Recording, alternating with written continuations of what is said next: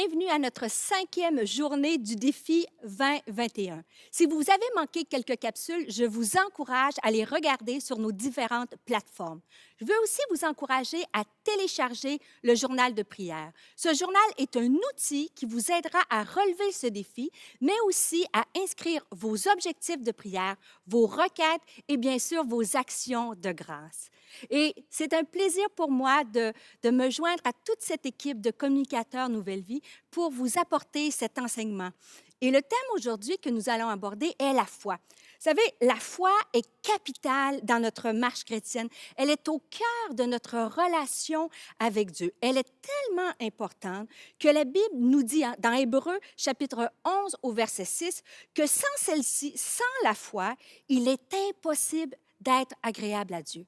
Alors, on va regarder à 3 questions importantes. Première question, qu'est-ce que la foi? Deuxième question que nous allons tenter de répondre, sur quoi repose votre foi? Et finalement, avez-vous besoin aujourd'hui que Dieu augmente votre foi? Commençons par le commencement. Qu'est-ce que la foi?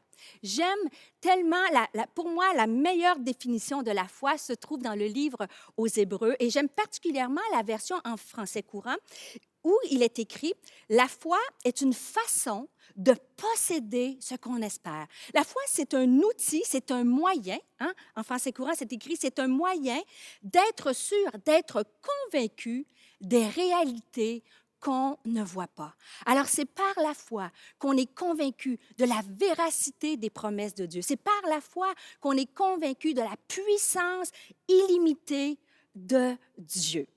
Et Jésus, lorsqu'il a marché sur la terre, a parlé abondamment de la foi. Il a comparé à un grain de sénévé. Vous savez, un grain de sénévé, c'est une des plus petites semences qui donne un des plus grands arbres. Et la foi, c'est exactement ça. La foi, c'est de croire que le miraculeux prend place dans l'invisible. La foi, c'est de croire que même si je ne comprends pas ce qui se passe et même si je ne vois pas ce qui se passe, ça ne veut pas dire que Dieu n'est pas en train d'agir. Pour moi, la foi, c'est de voir les choses aujourd'hui, de les voir comme elles sont d'une certaine façon, mais d'espérer obtenir les choses différemment.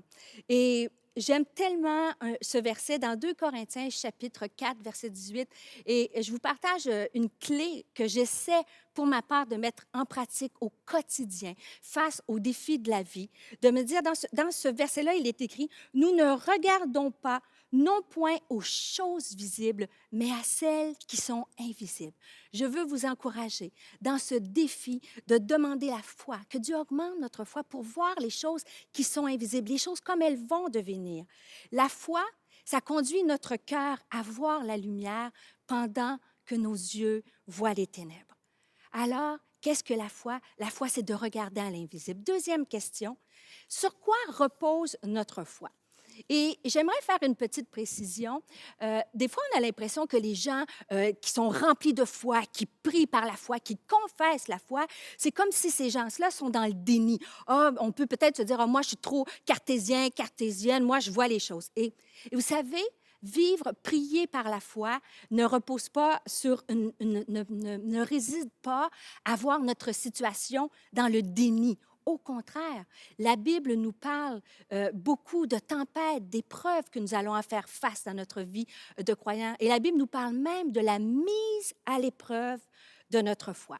Et si vous prenez des notes, j'ai une très, très grande révélation pour vous aujourd'hui. Savez-vous, il est beaucoup plus facile d'avoir la foi quand tout va bien que d'avoir la foi quand on est face à une tempête, lorsqu'on est face à la maladie, lorsqu'on est face à un divorce, lorsqu'on est face à des enfants qui vivent des choses extrêmement difficiles, à un changement de carrière, des problèmes financiers. C'est là que la foi doit rentrer en action.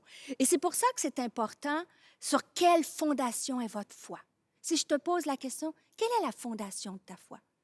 Une des réponses est que la foi ne devrait en aucun cas résider sur ce que nous vivons ou ressentons.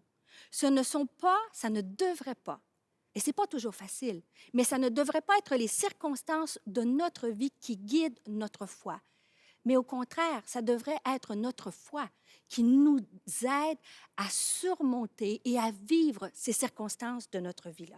Alors, je dis, sur quoi repose votre foi? Mais la question devrait être sur qui repose votre foi. Notre foi doit être fondée sur celui qui a tout pouvoir, toute autorité et toute puissance pour changer toutes les situations compliquées de ta vie. Et dans l'Évangile de Jean, au chapitre 10 et au verset 17, il est écrit, hein, la foi vient de ce qu'on entend et ce qu'on entend vient de la parole de Dieu. Donc, notre foi doit être basée sur les vérités bibliques et sur les promesses de Dieu. Et c'est pour ça que je vous encourage à écouter les dernières capsules de Pasteur Sophie, de Pasteur Ben, qui nous ont démontré, nous pouvons avoir la foi parce que Dieu a un amour illimité et inconditionnel envers nous. Nous pouvons avoir la foi parce que Dieu est souverain sur nos vies. Nous pouvons avoir la foi parce que Jésus a tout accompli à la croix et nous avons accès à cette puissance-là illimitée. Alors, sur quoi repose ta foi? Plutôt sur qui repose ta foi? Sur celui qui est capable de faire au-delà de tout ce que tu peux penser et même imaginer. Et ma dernière question pour vous aujourd'hui, j'aimerais vous poser la question, comme les disciples ont dit, Seigneur, augmente notre foi. Est-ce que tu as, alors que tu écoutes cette capsule-là et qu'on vit dans une période si trouble, est-ce que 2020 ou est-ce que les situations de ta vie ou peut-être même ton passé a ébranlé ta foi? Et je vais conclure ce simple enseignement avec un passage dans 2 Thessaloniciens au chapitre 1 au verset 3 à 4. Et c'est écrit, je vais vous le lire. Ça dit, et c'est une version aussi français courant, ça dit, frères et sœurs, nous devons, et c'est Paul qui écrit justement à l'église de Thessalonique, il va dire, frères et sœurs, nous devons constamment dire à Dieu toute notre reconnaissance à votre sujet. Et cela est juste parce que votre foi fait de grands progrès.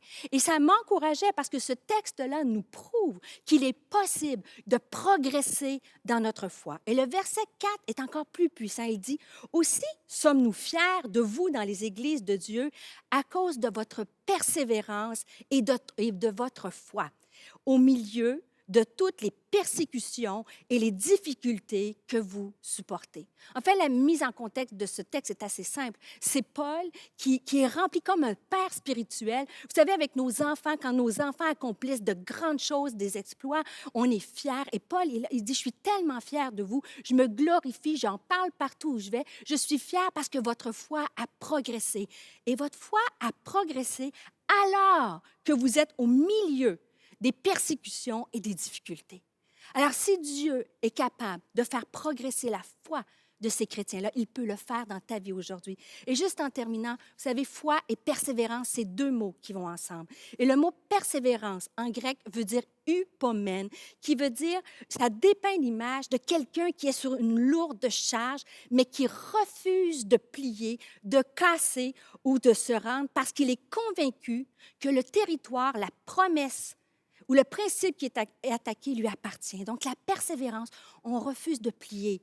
Et deuxièmement, le mot foi, en grec, c'est pistis. Et pistis, fait référence à une force qui est dirigée vers l'avant, à une force qui est active. Et le terme en grec, c'est fort parce que c'est presque agressif. Une force qui ne recule pas dans l'épreuve. Et j'aimerais juste terminer cette capsule-là en vous lançant ce défi. Est-ce que vous avez besoin aujourd'hui que Dieu augmente votre foi? Rappelez-vous, Dieu l'a fait dans l'Église, dans ses chrétiens à Thessalonique. Il peut le faire aujourd'hui dans ta vie. Donc, je vais juste te demander, comme j'ai un objectif, est-ce que tu peux prendre après, dans la louange, juste prendre un temps et identifier un endroit dans ta vie où tu as perdu la foi, où ta foi a fait un recul, où tu ne crois plus que Dieu peut intervenir. Écris-le dans un journal de prière, écris-le et commence à mettre ta foi en action et recommence ou commence à prier pour le miraculeux. Alors, on va juste conclure en prière et terminer avec l'équipe de louange. Alors, Seigneur, je te remercie pour chaque homme, chaque femme qui a écouté cet enseignement. Je te demande en ce moment si quelqu'un a besoin que sa foi soit affermie ou augmentée alors qu'ils sont dans une situation difficile. Viens, Seigneur, affermir, viens fortifier, viens relever, Seigneur, et viens nous donner la force de voir les choses qui ne sont pas comme elles vont devenir. Alors, merci beaucoup et continuons ce temps de prière avec ce moment d'adoration.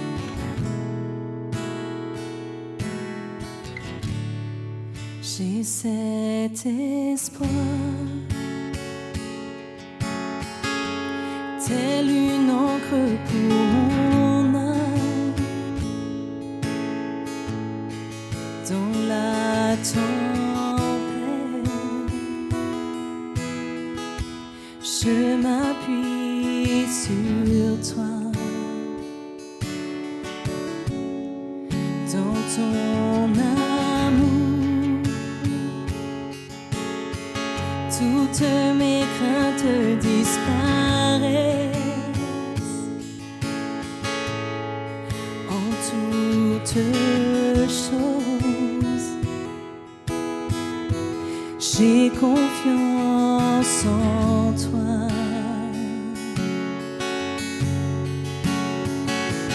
Mon espoir est assuré à la croix.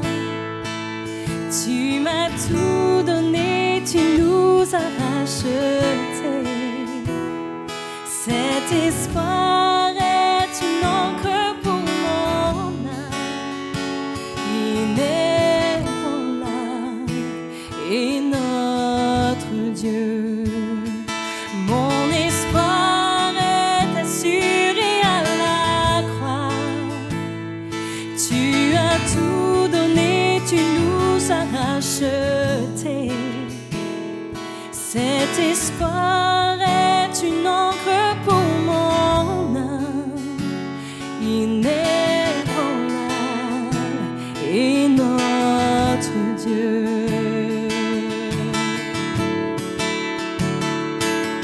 Ton nom est plus haut, ton nom est plus grand. Mon espoir est en toi. Ta parole est certaine, tes promesses sont parfaites. Mon espoir est en toi. Ton nom est plus haut, ton nom est plus grand. Mon espoir est en toi. Ta parole est certaine, tes promesses sont parfaites. Mon espoir est en toi.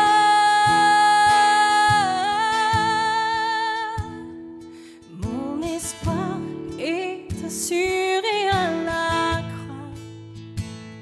Tu m'as tout donné, tu nous as rachetés. Cet espoir